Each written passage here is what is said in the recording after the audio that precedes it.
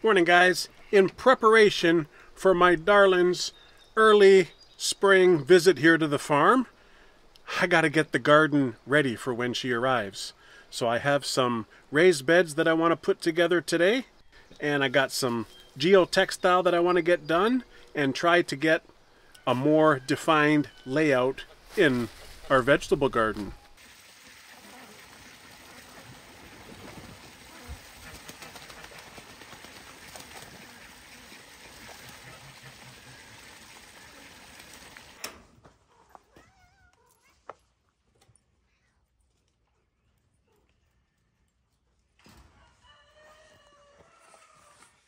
What is this? This is to cover the electrical wires.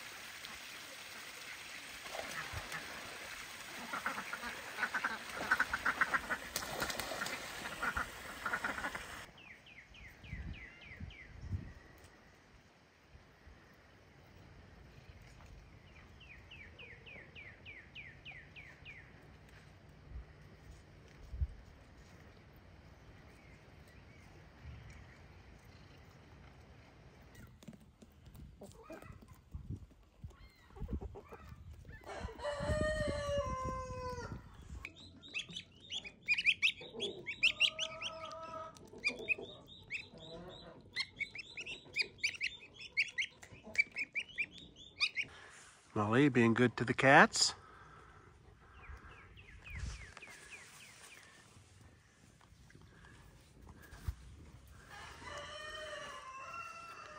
Pigs are doing okay.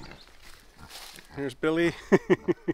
And Bobby, he's much more relaxed now that the piglets are gone, because he's, getting stressed out. The piglets don't leave him alone. They're always jumping on his back and stuff, trying to show dominance on top of their daddy. You know what's so magical about the spring? It's like I put out a couple videos every week. From week over week, so much changes on the property. Like this hay, this is hay. It's like grass anyways. It's like 12 inches tall. I've been cutting it and giving it to the rabbits and giving it to the pigs and the chickens because they all love that stuff. But it's amazing, just a little bit of rain in April and then boom, everything starts to pop. So cool. I love spring because it gets everything going for the year. Just got in a bunch of wood and I want to put together some raised beds because we want to do some additions into our garden this year and maybe some more strawberries.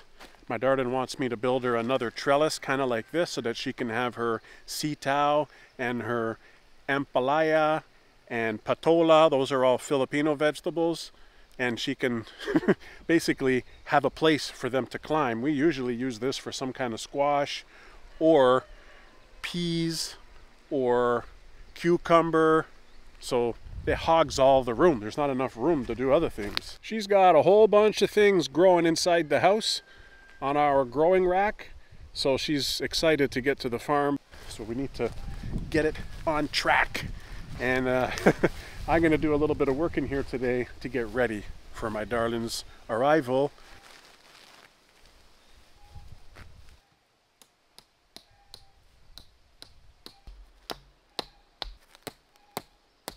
Now, to hold down this geotextile, I was using these kind of things. It's 6 inches in length and it's made out of metal, which is a good thing because it'll last a long time. But I changed because what I found was that the fabric would just pull through on a windy day, and then you got to do it all over again. And then I found these things on Amazon. It's made out of plastic, but it's also 6 inches, and it has these little tiny barbs, kind of like a fish hook, you know, that once you put them in, they're difficult to pull out. Sometimes the heads break off because it is plastic, but this does a really good job of holding the fabric down, even when it's so windy, because it's got a fat head on it and it doesn't allow the fabric to rip right through, unlike these bad boys. So I use this from now on.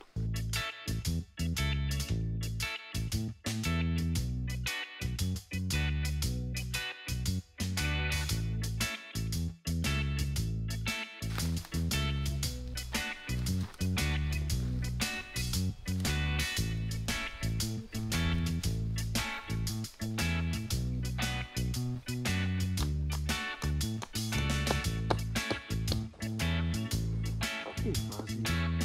How are you, bud? I gotta work, though. I gotta work, buddy.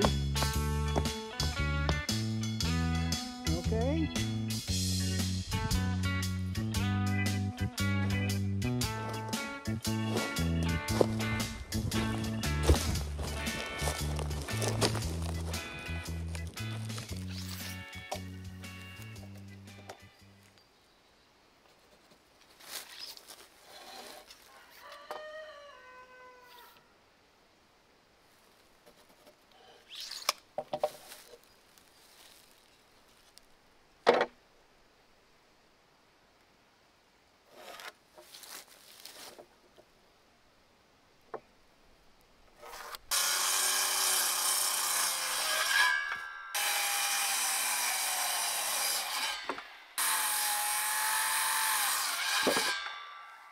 Uh-oh, all the geese came to check out what's going on in the garden.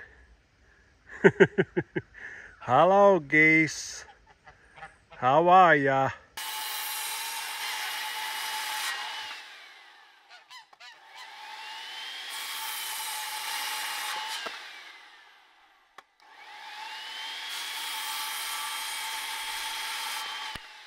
This is just a tip that I've learned in case anybody doesn't know. When you're putting together wood, like in a box such as what I'm building here, what happens is that wood naturally curls towards the grain. So you can see there's all these little circles. These are the rings of the tree. It usually depicts how old the tree was. And all of the rings are curved this way. You may not be able to see it because of the sun, but I'm telling you, all the rings are curved this way. So what's going to happen is that this wood is going to have a natural tendency to curl like this. If I have to attach wood on this side, this is going to naturally curl away from the wood, which is what you don't want. So you want the wood to be on this side, and that way it's going to curl towards the wood that you've already secured, and it can't really go anywhere because it's secured against the wood. Anybody who knows anything about wood, you already know that, I know, but just in case you didn't. There's the hawks. See the hawk?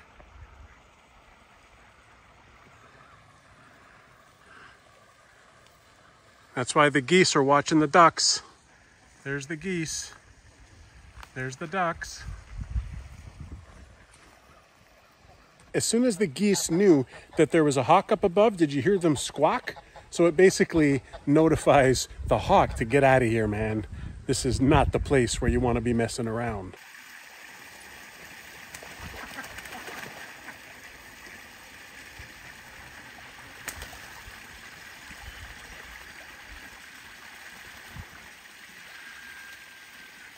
Now, in addition to following the curvature of the wood, I use this stuff. This is glue. It's called PL Premium, and I really use it for a lot of stuff. And it's an amazing construction adhesive. And by the time I'm finished building these beds using this PL Premium, it's going to be strong as an ox and it'll last for, I don't know, decades probably.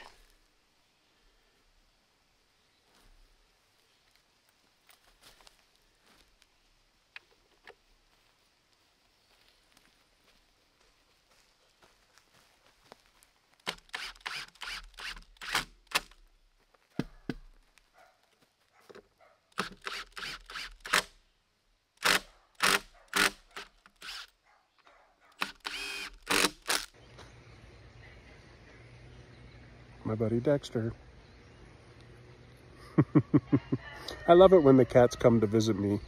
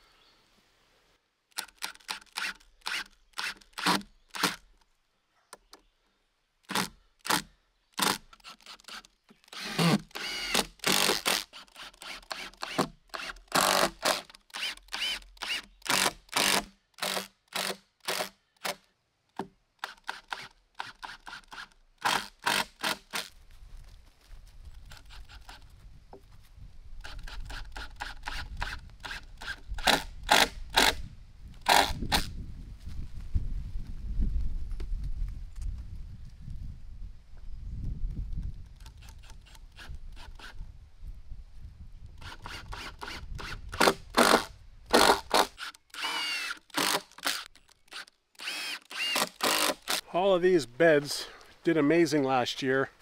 They gave us a really huge harvest, but look at the bed right now. It's full of weeds. Maybe weeds differ from property to property. For what I feel, every single farm and homestead has a hard time dealing with weeds. This is going to take hours and hours. All of these green things that you see in all of the beds here, it's all weeds. So that's the frustrating thing. That, you know, it's like, how do you combat that? How do you make your time gardening enjoyable? And my darling is going to be coming here soon, and it's a big mess. And I don't even know what to do. I'm going to sit here by hand for hours and hours, kind of digging out the weeds and the plants and trying to get them by the root, because if you don't get the root, it just grows back. And maybe you guys have an idea for me, but you got 1, 2, 3 beds. You see these 3 beds? They're supposed to be our potato beds, and I didn't make raised beds. We tried to get rid of all the weeds. My wife spent a few days just eliminating all the weeds, and then we planted potatoes last year, and then in a matter of weeks it started to get too many weeds, and then you couldn't even tell the difference between the potatoes and the weeds. And then the potato plant dies off. You're supposed to dig up the potatoes, and guess what? You can't even see where they are because there's so much weeds. So what do I do here? Tell me, what do I do? Maybe I use this black landscape fabric and put this there, but then what? Then I have to make a little hole and then put the potato in there. And then what happens when you want to dig up the potatoes? Then you have to take off the tarp again, I guess, because you can't dig it up through the tarp, right? So I'm stumped as to how we can manage our work-life balance so that my wife and me does not have to spend like hours every week, dozens of hours, trying to maintain all of the weeds. It's the bane of our existence. And all you gardeners out there, I know you know what I'm talking about with the weeds.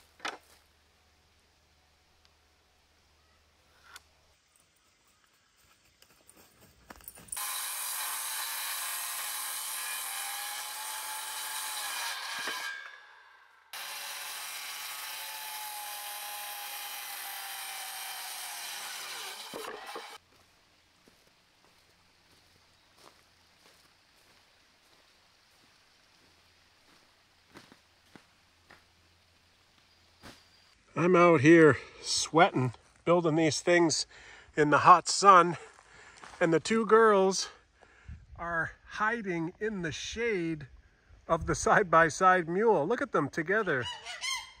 They're so funny. They're so cute.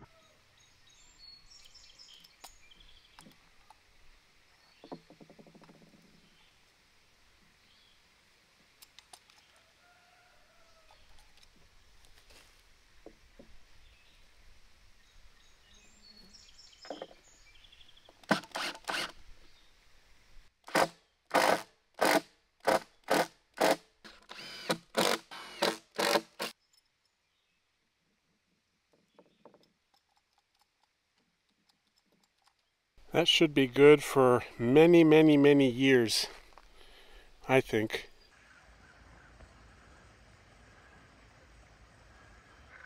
There's an aerial fight.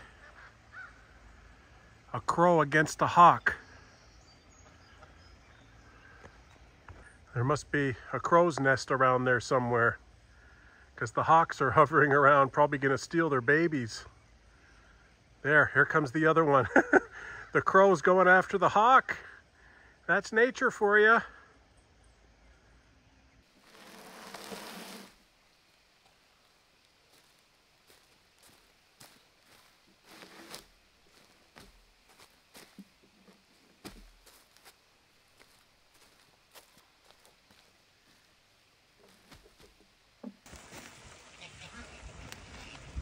So funny to watch the ducks and the geese in the pond, eh? Like, there's nobody in the pond right now. They've already gone in, they've done their thing, they've had their fun. The geese are over there, they're just like cleaning themselves. It's called preening, you know, when they pick at their feathers and stuff.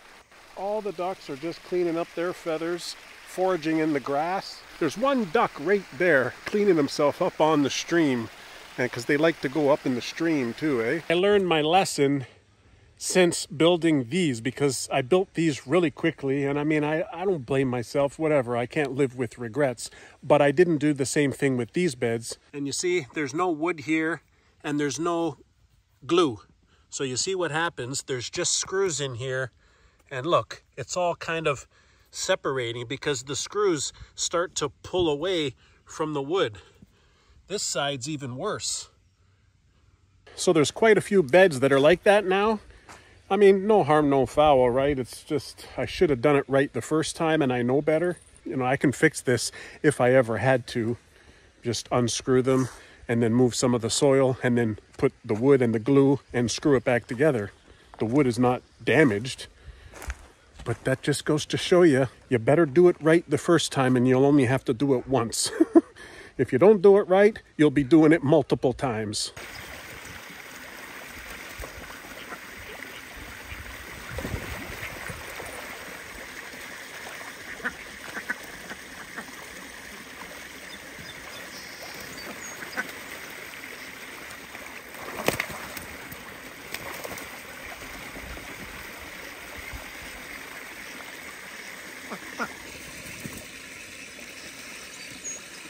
While I'm standing here, it looks like these antique apple trees have a bunch of flowers. I wonder if that means if there's the tiniest of possibilities that they'll fruit. Because they've been every 2 years since we've been here. We've been here for 4 years and we've gotten a big fruit harvest twice. But that's a lot of flowers. How could it not turn into fruit? I don't understand how it works. But I mean, I'm hoping, crossing these fingers. Over the next couple of weeks, there's going to be a lot of action happening in this garden. So stay tuned for all those garden lovers. And if you want to watch the building of this garden, the original build, I'll put it up on the screen here. And I think it's a really good video to get you caught up on how we built this garden. And happy gardening!